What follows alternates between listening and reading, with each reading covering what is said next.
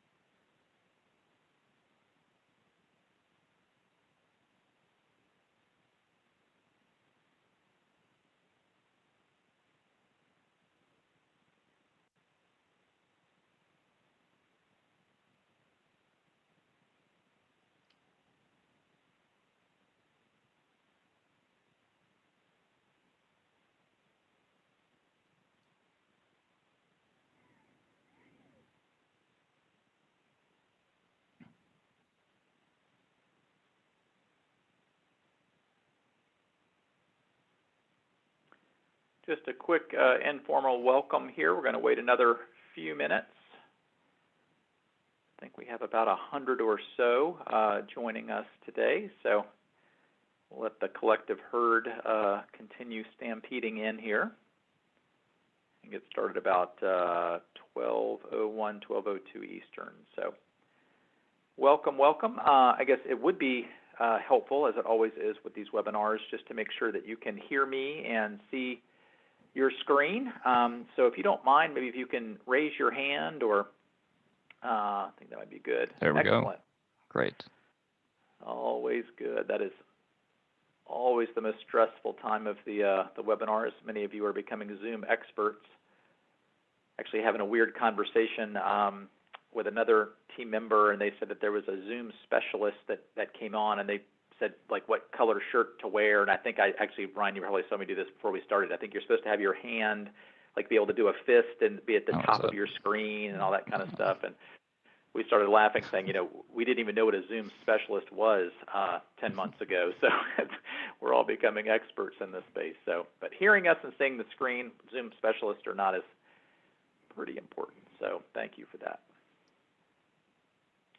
I think I can figure out a way to drop everybody's hands. Are you able to figure that out, Ryan? No, it just goes away. Oh. I see.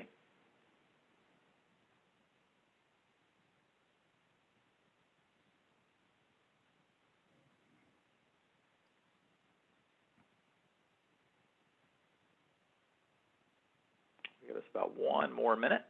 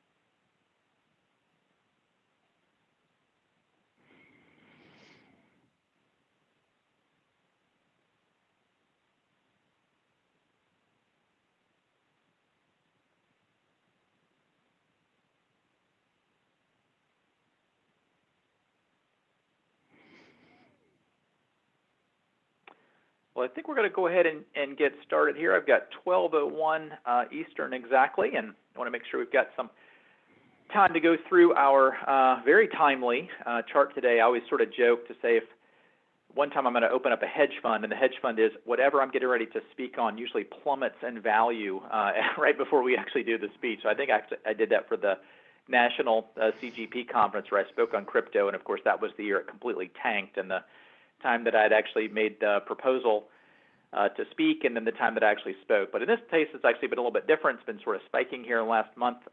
Just checked about 4 seconds ago. Bitcoin price is 19,500 per coin, so approaching a new high there.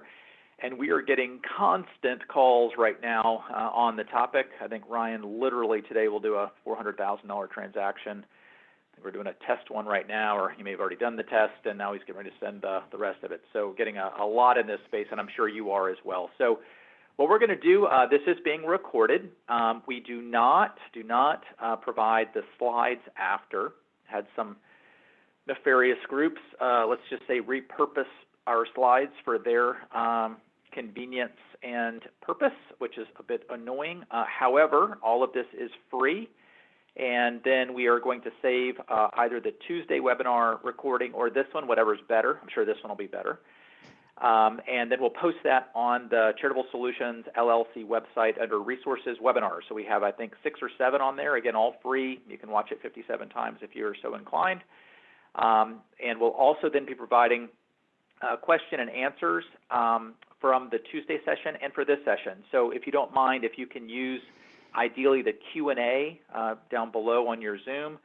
I'm going to take us through the first 10 or 11 slides, so Ryan might have the opportunity to answer some of those, and then Ryan will take us the more meaty, practical way through how nonprofits are receiving these types of gifts, considerations, process, those kinds of things, and I will be doing then the answering while he is on. So love questions and answers. We'll do our best to answer those as we go. And then again, we will take all those from Tuesday, all those for today, and then we'll consolidate that into a Word doc, and then we'll send that out with the link, probably by Tuesday-ish of next week, the link to the free recording. So hopefully lots of materials. I have a paper actually that we had done, Ryan helped me with, that we had put together. So we'll include both the paper, the free webinar link, and the Q&A. So with that, we will jump right in. So cryptocurrency donations explode. This is somewhat metaphorical, but somewhat not. And are you missing out? So we have a lot of good friends on the call. Appreciate you taking your time. And also a number of advisors on the call as well. So really looking at it from both the donor and client's perspective. So Ryan has been with the firm, I think, at least 6 years, maybe 7, written a lot on this topic, leads our crypto processing, we'll call it a group, it's him. So any crypto questions we get, I am much more of a supportive role, but Ryan does that. And then I lead the qualified appraisals for crypto, so doing a ton of those as well. Mentioned that briefly. So again, I'm Brian Klontz. We got Ryan Raffin here, and maybe we'll just jump right in. Normally I take about 4 minutes, hopefully not too much of a time for a bit of propaganda on our firm. And so very quickly, sort of top right to top left, and I always need to start with saying that I founded the firm in 2003 for one sole purpose, and that is to help make gifts happen that otherwise wouldn't. And so by managing risk through the process, ideally we're able to capture more gifts, help donors have more impact otherwise than they thought possible. So these are all of the sort of ornaments, we'll use this seasonal metaphor, ornaments hanging off of the Charitable Solutions risk management tree. And so top right, we got a team, by the way, of 17 now, and so all, again, with the sole purpose of helping gifts happen that otherwise wouldn't. So top right, Charitable Gift Community Risk Management, do a lot in this space. We have 2 actuaries on staff, do basically risk modeling, stress testing of CGA pools, typically 10 million or more. And then we also do both design and placement of reinsurance brokerage, done that for over 20 years now, only, it's a kind of one-trick pony in that space. And typically those are for very large cases. So we think this week, we've got one that's a $15 million CGA, and trying to work with the charity on sort of how much to hedge off and those kinds of things. So anyway, so that's Charitable Gift Community Risk Management. Next, bottom right, Charitable Estate Settlement. We have Gary Sneerson on our team, so an attorney with Harvard's Charitable Estate Settlement practice leader, and as well as non-cash gifts for that matter. So he leads that group. Someone told me a long time ago, which I thought was pretty funny. She said, Charitable Estate Settlement's a lot like a pre-K4 class. If the teacher isn't in the room, bad things start to happen pretty quickly. And so Gary's sort of the teacher in the room. More on complex cases, we're doing, I think, two right now that are international estates, one in France, one in Turkey. Can't make that up. And so there's some real estate, other illiquid gifts out of those estates, so we're sort of helping to sort of consult through and process those. So basically more the complex estate settlement issues, and just do that on an hourly basis. Top middle, virtual currency, what we're talking about today, and life insurance appraisals and audits. So between both of those intangible items we do, or assets we do, probably 200 to 250 appraisals a year, doing a massive amount. Right now it's probably 8 to 1 on the virtual currency side for the reasons we're going to discuss today. And so do audits as well on usually larger life insurance pools that charities otherwise have. Bottom center, what we're doing today, sort of professional CE, do a lot of this for advisors, do typically 60 to 80 days out a year pre-COVID, and doing maybe about 100, 150 or so Zoom calls now, at least annualized, for similar topics. So I have a whole section just on that, 25 or so different topics, and enjoying not having my butt in the seat of a plane these days. So I haven't been one in February, which is odd, and my family, who I love from time to time, is sort of saying, aren't you supposed to be traveling sometime soon? So that's my nice way of saying, Daddy, it's sort of time for you to leave the nest. And so hopefully that'll get cranked back up when things eventually normalize on a lot of levels. So that's the advisor. We do staff, donor, board, et cetera. So top left, again, also what we're talking about today, non-cash risk management. So we really focus on both the gift annuity side and non-cash, primarily because those are the only two types of gifts that a charity can receive that they can actually lose more than the original gift. So my whole career has been sort of focused in the risk management area for those two particular kinds of spaces. We do some direct consulting to charities around helping them receive gifts themselves. That may be 5-10% or so of our time. We just do that on an hourly basis. But by far the bulk of what we do is through the donor advised fund we created in 2003 as well, called the Decamai Foundation. We have Decamai Asset Trust, about 15 single-member LLCs underneath that, so it's sort of a superstructure process. And then we are the independent charity that can set up a donor advised fund, receive the illiquid gift ourselves, run chain of title, due diligence, compliance, 8283, 8282, and so on. And then once sold, based on donor advised fund best practices, of course, we are able to take a recommendation from the donor to then make a grant of all of the net proceeds back to the charity the donor was trying to give it to in the first place. In many cases, that goes to other donor advised funds, universities, any other public charity. So in essence, the way we think about it is it's almost like each charity has their own foundation and team relative to receiving these kinds of gifts directly. And so they can simply hub and spoke into us on a case-by-case basis where we can be supportive as part of their gift acceptance process if they are otherwise going to decline or bite their lip and hold their nose taking in a gift. So we do a lot of this. We've got 1.4 billion in assets have been completed through this structure. Last 3 years, we've done 280 contributions. They've averaged $5 million, $5.2 million each. The median's a little bit less than $3 million. So we tend to do about 60 to 80 a year. About 40% are real estate, 40% are closely held stock. We do foreign property, everything you can possibly imagine.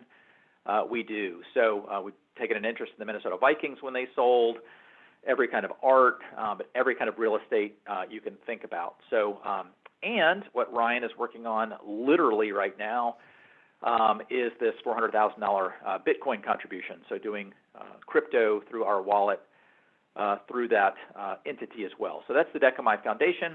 Generally, the fee averages between 1% and 3%. On a $5.2 million average gift, the fee has been 1.4%. So then that means all of the rest then is granted back in cash to the charity, the donor, or charities the donor was trying to give it to. And finally, National Gift Annuity Foundation. This allows for the full outsourcing of gift annuities. We then are just like Decamai, we are the national public charity that can issue in 49 states, all states except for Hawaii. We issue for S Corp. Again, back on Decamai, do a ton of UBIT assets, probably $100 million plus a year just in that. So S Corp, real estate for gift annuities, also just straight gift annuities for states that charities perhaps otherwise are not registered. Or if they're just saying, look, we're doing 2 or 3 of these a year, do we really want to create a whole program just to do that? And instead, they'd refer that to us. We create the gift annuity, our asset, our liability, and then 100% of the residuum then passes back to the charity. So the best way to think about us, we make gifts happen that otherwise wouldn't, and we're just a giant flow-through facilitator for these types of gifts to supplement, to extend gift acceptance policy around complex assets and the gift annuity space. You can see there we are by far the largest independent gift annuity pool in the country. I think we're up to 584 contracts already, so we're doing about 3 to 6 of those per month, and 38 million in assets, all of which will be going to where the donors had recommended. So that's the National Gift Annuity Foundation. So that is it for my quick blurb, hence why this is free. And so, Ryan, maybe if you jump to the next one, we'll talk then about Bitcoin and sort of the volatility. Again, 19,500 today. Ryan and I first did a paper back in 2014, so on the Plain Giving Design Center, after the IRS came out and deemed crypto being a property asset versus any type of currency asset. And so when we wrote that, at that point it was about $300 to $500 per coin. And so I went ahead, because my wife actually did the editing, and she said, hey, we might want to purchase some of this. So we purchased some November 2014 at $280 a coin. So I just did $10,000 worth. And you can see there, January 2017, it was $1,000. By the end of 2017, a year, it went up to $19,000 per Bitcoin, dropped all the way down to 3,500, and now is all the way back up to 19,500. So I went ahead and I purchased that in 2014. I had 36 Bitcoin. I went ahead and sold half of those, not at the peak, but at 9,000. So a key point there. In December of 2017, it was 19,000. In November, it was 9. So this is a parabolic growth at that point in time. Then I had 18 left, and you can see there that 10,000 then became 500,000. So Ryan, maybe if you want to go to the next slide. This is less about gloating because none of that's true. So in my mind, all that happened. And my wife, Kim, does remind me almost every day, like, why didn't you do that, you idiot? I keep hearing about Bitcoin, and you've been writing about that for 6 years, and Ryan's been writing about it. So, of course, we did not do that. So, and I think Ryan's got even, I don't know whether it's a better story or a worse story, but I'll let more painful one, I think, is painful. That'd be accurate. My wife and I were looking for a house last year, and I was lamenting to her that if I had simply bought Bitcoin in 2014 instead of her engagement ring, perhaps the home buying process several years later would not have been quite as painful if I had had, a handful of Bitcoin, which had since appreciated, 10, 12-fold. The joy, right? Yeah, Always exactly. So, but we bring this up, obviously, try to make this a little bit lighter. But the bigger issue, and this is a much bigger issue, is I do all these appraisals. And when I do the appraisals, I actually see what the original basis was, because I'm including that on the Form 8283. People did the stuff that we're lamenting that we didn't do. And your donors have done this. Bitcoin from about 2009 to about 2015, 2016 was always under $300 per coin. So maybe 500-ish. That's all the way. That's all that time. And when I've actually looked at this, and this is just one coin, Bitcoin, looked at one appraisal that I completed, he had paid $1.42 for another crypto called Litecoin, and he had given nearly $1 million to the charity when it was $43 per coin. You're talking about 40 times roughly the growth. So the point is, somebody was buying them back then. Those somebodies are your donors or your clients, and now they can, and many do, have massive gains in this particular asset class. So next slide, we'll talk about some recent news. A lot of this is interesting. So the first big thing, we've got, well, I'm going to even mention it before this. You just had PayPal come out, and if you have a PayPal account or Square, but PayPal specifically, you can buy, sell, trade crypto on their account. That's 346 million people that have PayPal accounts can now do that. And then there will be a payment function as well. So the institutional adoption has been accelerating very, very quickly, really in the last 3 or 4 months. You can see here, the first one, Bitcoin lost half of its value in 2 days in March of this year, and it is still by far the highest percentage asset gain for 2020 of anything. You then see 2 under active consideration for ETFs. So if that changes, especially with the crypto that has limited supply, you've got more demand, and that's the sort of the theme from an investment standpoint as to why more and more people are acquiring it. Will it go up? No clue. So those are some of the good things. What are some of the bad things? You can see here Jamie Dimon, JP Morgan, called it a fraud. He updated his thought and said, not my cup of tea, so a little bit less dicey than fraud, but also saying I'm still not jumping in. Warren Buffett, who's got 9 million good quotes, summarized it pretty succinctly, probably rat poison squared. That was 2018. How does his thinking change? Hasn't. I don't own any and never will. Then you've got, that'd be sort of the bear side. Then you got the bull side, the Winklevoss twins, who actually created their own exchange, so Gemini as an example. And they said at 18,000, this was maybe, again, a couple weeks ago when it was 18,000, it's that long, a week ago. It's an opportunity because they think it will go up 25 times, according to them, where it currently is. So you've got one side, rat poison squared, and another side saying, whatever, it's going to go up 25 times the current amount based on this institutional adoption and then eventually more of a retail type adoption, not just domestically, globally. And you think about PayPal, 346 million PayPal users, that's our whole country pretty much in population. So we're going to see how this is going to play out. We're talking less about this from a will it work or not, or will it go up. I hate to say I don't care. I do care, but I kind of don't care. We're really talking about it from what does it mean from a charitable perspective, tax, legal, process, if the dog sort of catches the car, now what do you do with this to the extent an opportunity arises. So next slide, we'll talk about the agenda. Usually you'd lead with that with a normal webinar, but we don't do normal webinars. So we're going to talk about what it is, what's the landscape, as I said, tax, appraisal, and legal considerations. Then we'll talk very briefly about the charitable planning options, not theoretically, but that we are actually seeing a la the Bitcoin transaction today. And then Ryan will take us through really the meat of this, which is the nonprofit processing options. So if you were to choose to do it yourself, what does that mean? What are some things perhaps that are easier than what you might expect, and what are some things that, especially from a donor perspective, they might think, oh, this is no big deal. You should be able to open up a wallet in 10 minutes. I did on my phone. How hard is this? It's different for a charity from an institutional point of view, that there might be some other challenges that you are not aware of. So with that, we'll jump in. So what is virtual currency?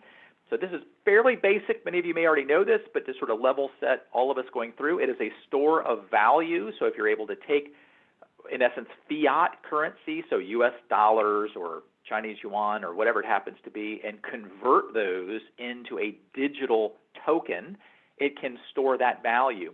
Many would say it's sort of gold 2.0, where gold, I've heard somebody, I don't know who it was, describe it this last week. I thought it was interesting.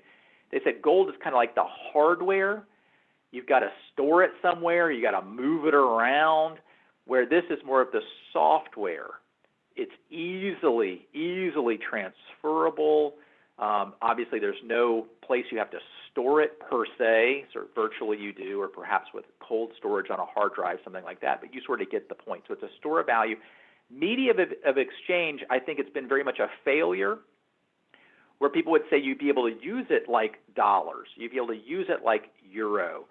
That certainly happens around the edges, but that adoption has been very, very slow. This PayPal announcement, that's why people are so excited. Like, that changes a lot of stuff. So if you're already using PayPal, the CEO of PayPal has already said that Venmo will be adding this to their platform in 2021. That's next year, pretty soon here, less than 30 days. And so once you begin to have that kind of payment adoption, now all of a sudden you can start buying things with cryptocurrency. A unit of exchange, which is sort of self-explanatory, can be used now as collateral. So whether those are loans or other types of agreements, this is now a sort of deemed property or an asset that perhaps 5, 6, 7 years ago that would have never even been a consideration. But now all of a sudden it's become where it's liquid enough, at least some of these, that can be used as an asset for collateral for other purposes. and then a mechanism for contract facilitation. This can get a whole seminar just on this, but it's this whole smart contract sort of blockchain chassis idea, and that is sort of the notion that it's a way to be able to track past transactions in a crazy secure way with very, very little errors seamlessly. And so there are a lot of industries that are locking into blockchain that is different than what cryptocurrency is, but they're both built on that platform with that logic and structure, such that, quick example, if you buy a house, what does that mean when you buy a house? You are going there for the closing documents are all done. A lot of times there are errors there. You have the deed is transferred, then you send the deed to the county is recording it, hopefully timely. Then that's then triggering the property tax and so on. And so what some of these contracts will do is they'll basically say all this happens almost in a Google Doc type platform where people can all make those changes in one place rather than sending it from person to person to person. And then they all have to agree that it's all correct. And then when it is frozen in terms of that transaction and can never be changed. And then when they go to the next transaction, there's a constant link or thread of that information guaranteeing the accuracy. Basically, it's called node approving all of these different individual transactions.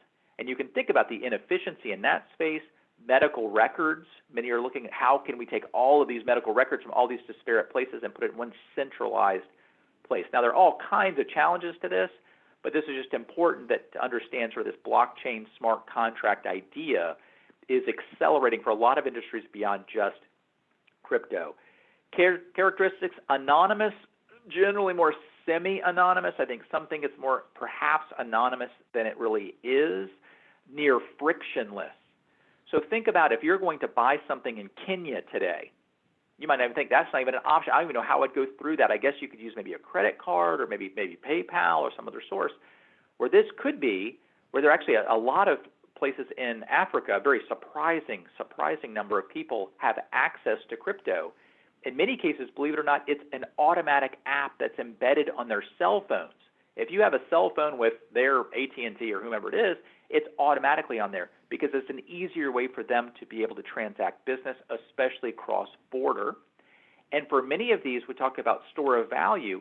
If you've got your own national currency that's appreciating and inflating like crazy, many are trying to convert that, a la Venezuela, into more stable type assets very quickly and seamlessly. So that's what's happening. But if you were going to buy something in Kenya, let's say you used a MasterCard. So now they're associated with a bank. You're having money go to the bank, then they're going through the MasterCard payment system, then that's going to their payment system, that's going to their bank, and so on and so on and so on. This is really where you could almost say, think about it almost like sending a text with boom, you've got the money. It's now transferred this crypto from our account to your account, done, for incredibly little cost and super fast. So it sort of disintermediates the massive global payment system plumbing that has been constructed over decades. This just sort of jumps right over the top of that, is at least in concept. Has more adoption to take place, but that's at least what the premise is. It's not fiat currency, so it's not sponsored by any government, built on blockchain, already mentioned that. And what most people don't realize is it can almost entirely eliminate fraud, counterfeiting, sort of double counting, and identity theft, so long as that's sort of part of the blockchain itself. That does not limit fraud as it relates to hacking or in other way fraudulent of taking coins, as an example, out of what's called a wallet, in essence, kind of like an account. So in one way you'd say this crypto process is almost hack-proof.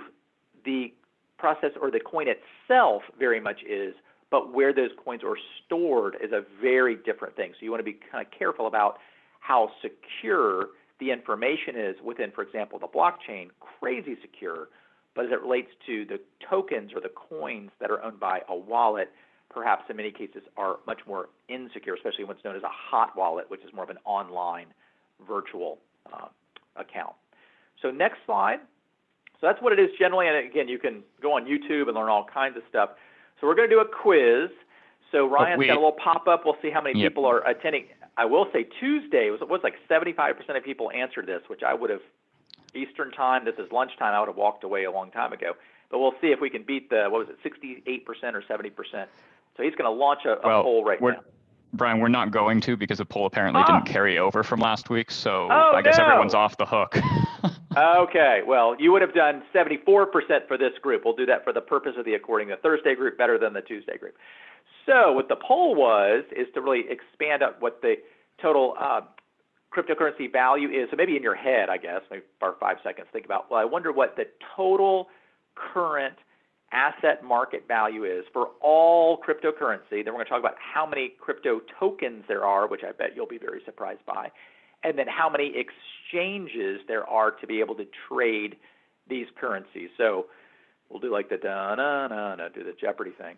So what's the total cryptocurrency value? So I guess you'll do the big reveal, Ryan, for this one. So 570 billion. So that's over $500 billion. There are a ton of coins. You're going to see that on the next bullet point here. But of that amount, the big four, Bitcoin, 355 billion, Ethereum, 68 billion, Ripple, 29, and then Bitcoin Cash. Those are the top four. Top four goes from 355 billion down to 6 billion. Then there are a ton of small ones after that. Also important, when Ryan and I wrote our first paper for the Plan Giving Design Center, total Bitcoin value, November 4th, 2014, not that long ago, total value of Bitcoin, 5 billion. It's gone up 70 times since then. 5 billion, 2014. Total number of exchanges, any guesses? So this is, keep in mind, we get 500 plus. So you've got the New York Stock Exchange is one exchange, obviously for a publicly traded stock. You've got the OTC NASDAQ, one exchange. This is 500 of those kinds of things for this crypto. There are Asian exchanges that settle in South Korean won. There are all these exchanges all over the globe. And I think a lot of people domestically in the U.S., unless you're very attuned to what's going on in the crypto space, really have no idea how much activity there is ex-U.S. There's a lot in the U.S., but a lot of activity. South Asia, Africa, South America, a lot of activity, more than perhaps what other people would think. And I think the next one's total number of coins, right? Yeah, so these are called altcoins. So this gets a little bit tricky in terms of terminology. So any sort of virtual currency, you could also call it cryptocurrency, but typically people would define that as Bitcoin being the giant, gorilla here. And then you would say altcoin, which would be all the other ones other than Bitcoin, typically would be how that's defined. So any guesses? So we've got the big four here, Bitcoin, Ether, Ripple, and Bitcoin Cash. Like how many more are out there? So Ryan, do the reveal. Coming. 5,000. A ton of these are joke coins. I mean, the Dogecoin was like literally a dog's head, and then all of a sudden that had value, and people started buying that. I mean, it's kind of a little frenzy, Holland tulip bulby a little bit. And then some actually have very specific programming purposes, different languages that are being used, so for different sorts of business processes or purposes too. So the point is, when you hear crypto, most people think Bitcoin automatically, and you probably should, since it's over half the market, 65, 70% or so. But then there are 4,999 plus other ones that are out there too. So just be aware of sort of what's happening. So the big four take up the bulk, the number of exchanges, a ton, and the number of other altcoins beyond Bitcoin, a ton. So next one I think is tax considerations, if I recall. Yay. So Bitcoin basically birthed in 2008, 2009-ish, can't remember exactly. So basically it was a paper written about how the protocol would work. And so from a charitable perspective, we had no idea, never mind charitable, just from a financial planning perspective, had no clue what it meant in terms of owning these kinds of coins. So March 2014, IRS came out with a notice that said, okay, virtual currency, let's be clear, not regular currency, not fiat currency, not issued by a government, not at that point regulated by a government. And so it's basically just saying you're kind of in the Wild West. We're just telling you it's not currency. I don't care if you call it that or not. So said another way, it was deemed property. And the second it's deemed property, that kicks in all the Internal Revenue Code rules about how property works. And so as soon as that came out, saw other ones, Conrad Teitel, a number of people sort of led the thinking around this. And then Ryan and I said, wait a minute, this has an interesting implication as it relates to charitable giving. What does it mean if it is property? So that was sort of the first paper written at least around sort of what it means from a charitable implication standpoint. Was, I think, late October, November, early November 2014. October 2019, not that long ago, a new revenue ruling came out and a ton of FAQs that were very, very specific in terms of the question and the answer, which we were very happy to have. So it's like every 4 or 5 years you get another snapshot in terms of what the IRS is thinking. And so to a great extent really just confirmed all of the things that otherwise would be a property definition would be. And so one issue that they really seized upon was, A, the traditional capital and ordinary gain loss rules apply. So if you're sort of a dealer, trader, short-term, then that would be typically short-term gain, obviously long-term gain, and so forth. But what a big issue, and this is very, very tricky in this space, is what the source of the virtual currency was. And so if you had a donor as an example, and they said, look, I bought this in 2015, I purchased it within my wallet, I am an investor, and now I wish to give you, which is I think exactly what happened with the guy that Ryan is working with today, I wish to give you $400,000 of Bitcoin, then that works like it's appreciated stock as an example. Not from an appraisal standpoint, but from a donation standpoint. But what if this person were a miner? And so miners are basically people that have these giant server farms and they're trying to solve these incredibly complex mathematical equations to unlock additional virtual currency. So they're basically ones that are unlocking or are creating, in essence, that new token. And so in many cases that would be the lesser, because that's their business, lesser of fair market value or basis. Same coin, but it's different relative to the characterization of that in the donor's hands. Also, what if it's income for services or products? If I'm a barber, which I am not given my propensity not to be able to grow hair, but if I'm a barber and somehow I'm able to say, yes, I accept Bitcoin, and they provide me Bitcoin as payment for my service, then that is a deemed basically a transaction such that I'd be recognizing that income as service income at that point in time. So typically if it's for a service or a product, generally speaking, not giving tax, financial, legal advice, then that would also be the lesser of fair market value or basis, because that again becomes in essence like an ordinary income type transaction, basically compensation for services or products provided. So this is some of the tax considerations. It gets a lot deeper than that, but now we'll go to the appraisal side. So I've been holding myself out at least of doing appraisal since 2014, did entirely zero combined from 2014, 15, 16, and to mid-17 for obvious reasons. And then it went through the roof at the end of 2017 and all of 2018. Had really no interest in doing that, frankly, but it gets back to helping gifts happen that otherwise wouldn't. I could not find anyone else nationally that was holding themselves out as a qualified appraiser. I actually went and got certification. You cannot make this up. So I am a certified Bitcoin professional. Cannot make that up. So you take an exam and so on and so forth. So the point is that because I couldn't find anybody to do it, I'm like, what happens if a donor says, I'd like to give the $400,000 of Bitcoin or some amount to Bitcoin or any other alt currency or altcoin as an example. If they can't get it appraised, then now that it's a property and not currency and not certainly deemed qualified appreciated stock or publicly traded stock, which you see there on the first bullet point, then if it's over 5,000 or more, then it needs to have a qualified appraiser completing the qualified appraisal. That's been reaffirmed again by the IRS as part of the 2019 FAQs, and then therefore somebody has to sign off on the 8283. Well, if there isn't one, then none of the gifts will happen.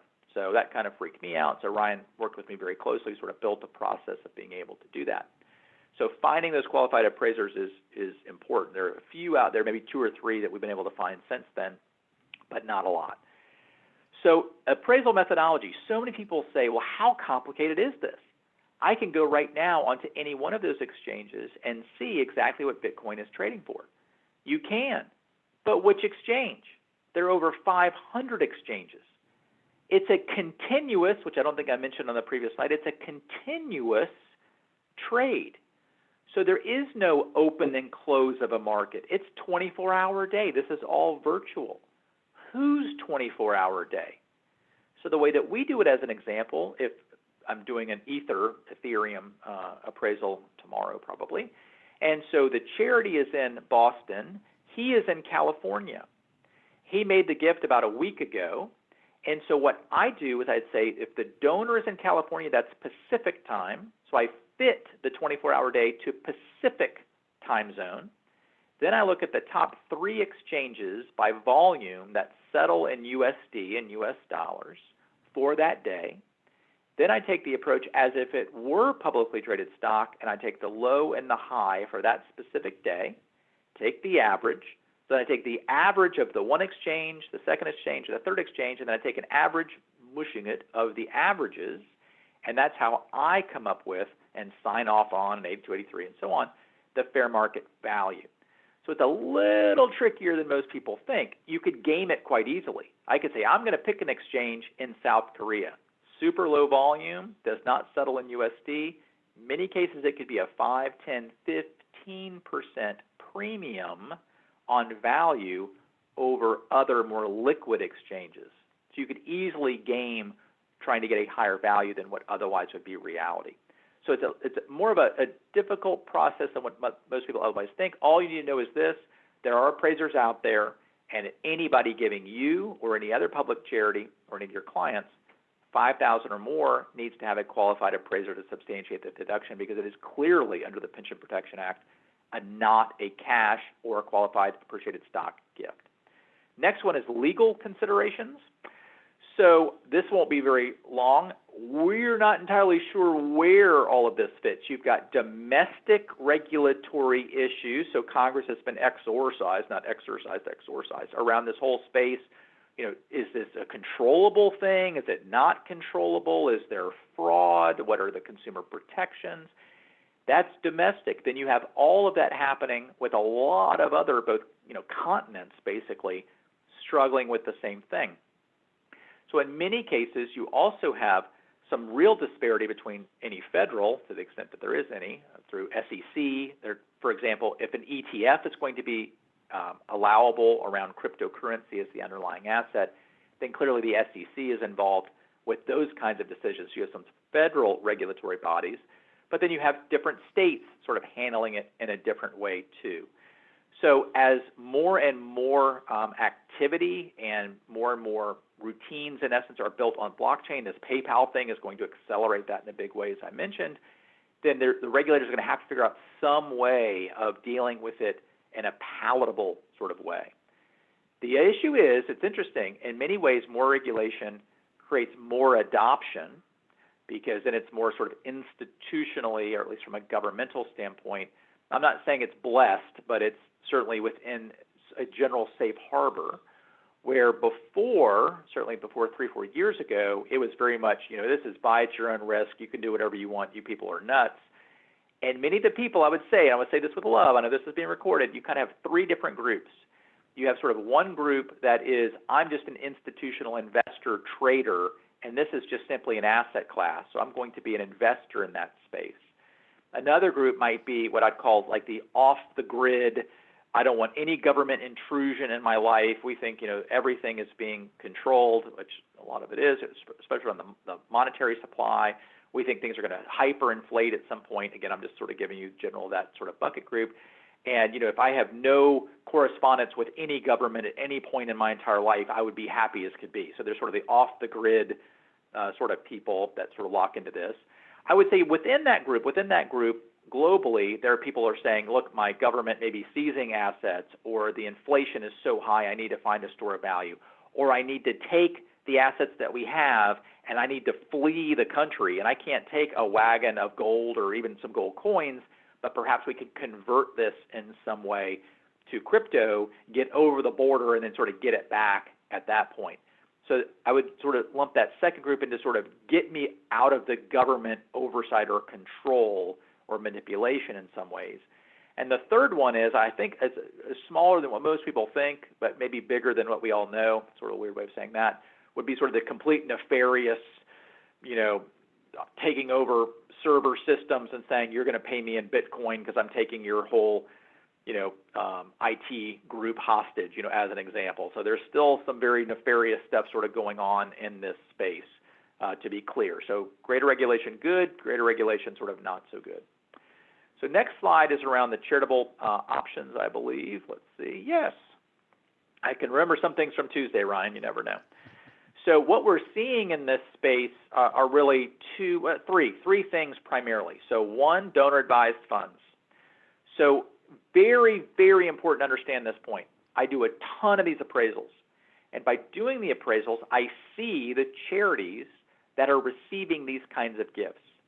And in doing this, maybe 250, 300 appraisals over the last 3 years, you will not believe this, probably 95% of all of those appraisals for all of the things that I see from my one perch, there are other perches, but from my one perch, 95% of all those appraisals are going to 5 charities. 5. You may have, or you may see, press release, this group is now willing to accept Bitcoin. They're not accepting them because nobody's offering it to them, but they're putting the PR out that they're in that business, which gives the perception is they're actually doing that business. A whole lot less than you think. Of the 5 that are doing it, 3 will only do Bitcoin, nothing else. The other 1 will do Bitcoin and Ether, so that's number 2. And the fourth one would do, it's a community foundation, will do a lot more than that. We also, with Decamai, will do a lot more than that, which we have multiple wallets on basically we're able to take in a lot of different kind of altcoins. Having said all of that, we've only done Bitcoin. I think that's right, Ryan, right? Yep. I think it is. So only Bitcoin. Now, I'll also say that we've done about 55 million-ish in total crypto assets. Some were exchanges, some were the crypto coins, but if you sort of mush it all together, that's been since 2017, 2018. So there's a lot of activity in the space. My point here is that very, very few charities are actually doing it, and Ryan will walk you through why here in a second too. But donor-advised funds by far are receiving, of the top 5, all 5 are donor-advised funds. So that just sort of lets you know right out of the gate. Outright major gifts. So if somebody wants to give you obviously $300,000 toward a capital campaign or something else, to the extent that you've got an institutional wallet, you can do that. Or what most are doing is they're running it through another donor-advised fund who has the support system and processing to do that. And then again, that's then being granted in cash over to them as well. And a ton of charitable remainder trusts for a reason that you will not fully appreciate until I sort of walk through it and you go, that kind of makes sense. So at the end of 2017, early 2018, when it went up like crazy, we're right back there now, the donors and mainly their advisors were contacting charities saying, we need to get this done. We needed the deduction this year. It's spiking like crazy. Can you take this? And most all charities, as I mentioned, there are 5 out of 1.3 million charities that I know of that are doing a lot of this type of activity. Most charities are like, we don't even know where to start. What are you talking about? Institutional wallet, know your customer, which Ryan will go through. What do you mean we have to give you literally the names, addresses, and social security numbers for all of our board members? That's not a joke. That's not something we're super comfortable with. What do you mean we're sending it off by email? We can't get anybody on the phone to open up things. So these are all things people were not comfortable doing. So what did you do as a solution? Create a charitable remainder trust. Get the EIN, jam the crypto there, open up the wallet at the trust level, sell everything at the trust level, collapse the trust, terminate the trust, and then have the termination going to the 1, 2, 3, 5 charities that the donor wished to give. Hyper inefficient way to go, but it was the only solution because those charities were not able to accept that timely. So by far, donor-advised funds, some outright gifts, not many, and charitable remainder trust. Those are sort of the big 3. Could you do it with a gift annuity? Yep. Could you do it with a testamentary gift, estate gift? Yeah, maybe, but can be very tricky on how that is done. So in many cases, as Ryan will go through, if you have a wallet online and you have a very unique key for that wallet, If somebody doesn't have that key, that's gone forever. If you have your phone, this is not a joke, you have your phone and you've got your security key on the phone and you drop the phone into the pool and you lose that information, it's gone forever. So somebody would have to know, where is the key?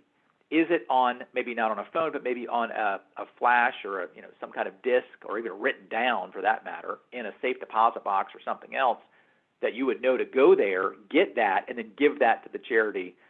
A little tricky. So there's a lot of estate planning complexity for those donors that have a lot of their value or their net worth. Ryan, I did mention this on Tuesday. Ryan, I guess you're doing the project with an attorney where I think it's based on, I won't go into the names so we don't get in trouble, but basically there was, I think, litigation going on where a person had a ton of this and was part of the California fire. Fire came in, burned down his house, burned up his hard drive, and he had tokens, I think it was Bitcoin, on the drive, and now it's gone. So then Ryan's basically going through the process of providing some valuation and say, well, here's, if that were true, that was there, then here's how much it would have been worth, but who knows? So very, very tricky in terms of how these are stored and accessed, again, by design. So I will now hand it over to Ryan. I'll do my best to answer some of the Q&A and hope at least this has been helpful, but this is sort of the meat of it. I know we've got about 10, 12 minutes left, but Ryan, maybe take us away. Sure. Yeah, and as far as just a final comment on the lost Bitcoin, some studies recently, last year, suggested that 20% of all Bitcoin that ever went into circulation has been lost. So the risk of loss is serious, and not just through theft or fraud, but just accidental loss. You can Google it and find all kinds of stories about people trying to dig through landfills to find their old hard drives. But as far as the donation process goes, well, Brian's been through all this stuff and all this info, and we know cryptocurrency has value, and right now it has a lot of value. And we know that it can be a good asset from a tax and legal perspective for charitable giving. So the charities watching this might be thinking, well, how do we, that's all well and good, but how do we do this? How do we accept it? These are the questions that you should be asking if you're thinking about accepting cryptocurrency. What is the donation process? How do we get it transferred over to us? How do we convert that cryptocurrency into cash once we have it? We can't spend the crypto all that well, probably, unless we can route it all through PayPal now. And then what do we need to do in terms of acknowledgement for our donor and substantiation? What needs to happen there? Is that different than the normal process for cash or stock? And then finally, what sort of information should we collect from our donors? Just because cryptocurrency has not always had the best reputation, what personal information do we need to collect? Should we be thinking about know your customer, anti-money laundering type protocols? So just going to go over all of that stuff and hopefully provide some suggestions, ideas, maybe raise more questions, but do our best to provide some guidance there. So as far as the donation process goes, there's really three ways that a charity can accept cryptocurrency. The first is using a third-party charity for the entire process. As Brian mentioned, we're set up to do that. Decami is. There are other donor-advised funds that will do it, and maybe they would be willing to facilitate that sort of transaction for the benefit of your charity, or it's something that could be done in coordination with your donor. The other option is opening an exchange wallet, the charity having its own wallet on an exchange and handling everything in-house. That has certain appeal. And then finally, you could use a payment processing service like BitPay, which, like it sounds, it accepts the Bitcoin, and it only does Bitcoin, immediately converts to cash, and then immediately transmits that to your group for a small fee. So all of those have pros and cons. Opening a wallet is easy for individuals, generally speaking, and it is usually a great deal of work for institutions, and that does unfortunately include charities. Some of the larger exchanges will not actually even work with charities. So that can be a process that takes many weeks to get set up. Because these exchanges are concerned about regulation in Europe and the United States, they have increasing amounts of their own KYC and AML regulations. So they want to make sure they know who is opening a wallet with them. And that process can involve collecting information from a lot of your charity's senior leadership and board, and can even involve interviews with the C-suite officers of the exchanges. I think Coinbase requires that actually for high-level institutional accounts. But once that wallet is established, you've got a wallet in your own. The donor can simply transfer that currency to the charity, to you, to your wallet, at which point you can sell it right away. You can hold on to it, although there might be some concerns doing that as far as security and volatility and value. And once it's sold, you should be able to withdraw it right away. And we've got an important note there that sale and withdrawal limits may apply. This is why the institutional process takes so long, because if your charity opens up an account and only gets approved to deposit $5,000 worth of Bitcoin a day and withdraw $5,000 worth of USD, that may not be too appealing to your Bitcoin donors when a single Bitcoin is trading near 20,000. They may not be interested in sending only $5,000 worth. And if they were, then certainly we would think maybe a payment processor would be a better option, because it does offer that immediate conversion to cash, really for a very minor fee. 1% is quite small, particularly if you think about like a credit card transaction fee. And exchange fees generally are even lower than that. So wallets might be a bit of a pain to set up, but the costs, when Brian said near frictionless, that is true when it comes to the exchanges. And as far as the acknowledgement and compliance and substantiation, the charities should acknowledge a donation when they receive it into the wallet, not when it's sold. When you see it appear in the wallet or when it's transferred onto BitPay, that donation should be a donation acknowledgement should be like a non-cash donation acknowledgement, because although this will be liquidated very quickly and is a liquid asset overall, it's not cash, so it should be a non-cash donation letter. Here we say that charities should perform basic know your customer data collection. That's generally a good practice. And in many cases, that issue kind of resolves itself because the donor is going to be taking a deduction. And to do that, they'll need to file the Form 8283, which is going to provide a lot of that personal information about the donor, the name, the legal name, social security number, address. All of that information is going to be on the IRS Form 8283 that they're going to need to have you as the charity, as the donee, sign at some point. So you're going to need to get that information eventually. Usually easier to disclose that to them up front so they understand that that information is going to be necessary at some point. And in the same conversation, that's usually a good time to inform the donor of the appraisal requirements, usually because that question comes up pretty early in the conversation when the donor realizes that they can't simply point to the exchange that they like to use as an indication of the price. So there are questions about what a qualified appraisal is and what is required. That conversation usually resolves a lot of the questions about who the donor is and what the appraisal requirements are going to be, and really wraps in a lot of the tax questions that Brian mentioned already. And then a final point, and this is, in my opinion, one of the most serious ones, and one of the questions in the Q&A already kind of touched on this. Charities should pay really special attention to mitigate any risks related to hacking, phishing, any theft or loss of the coins that can occur. as I mentioned, 20% of all cryptocurrency of all Bitcoin has been lost.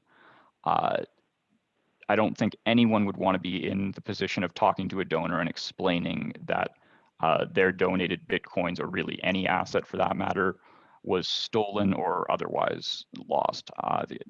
That's a very difficult conversation to have, and it could lead to the loss of a gift of really significant value, particularly this last month or so.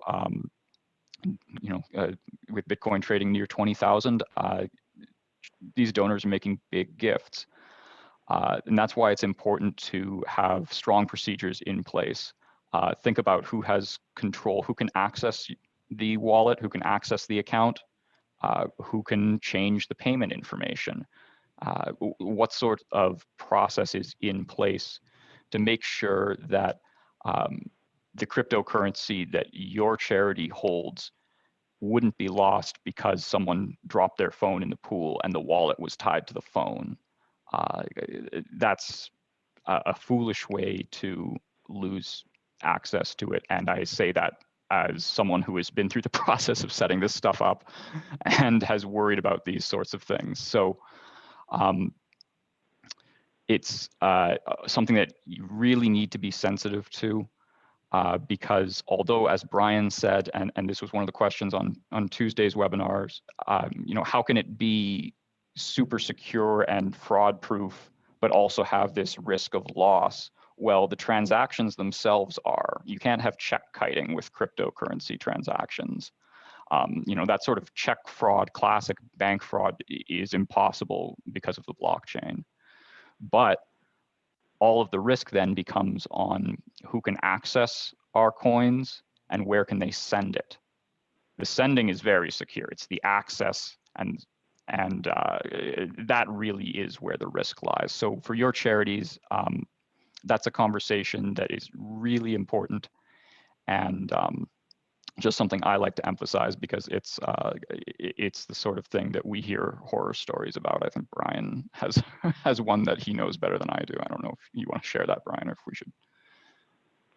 Well, I've learned that the best way to get a good valuation on a webinar is to share a horror story right at the end, so that way it can scare everybody to death. But there is a situation, very well-known charity, everybody on the phone would know probably who they are, and had a donor make a contribution of about $850,000 to them, and then what do they call it, Ryan? Where they basically do the spoofing, and then a spoof or spoofing. Something where Spoofing.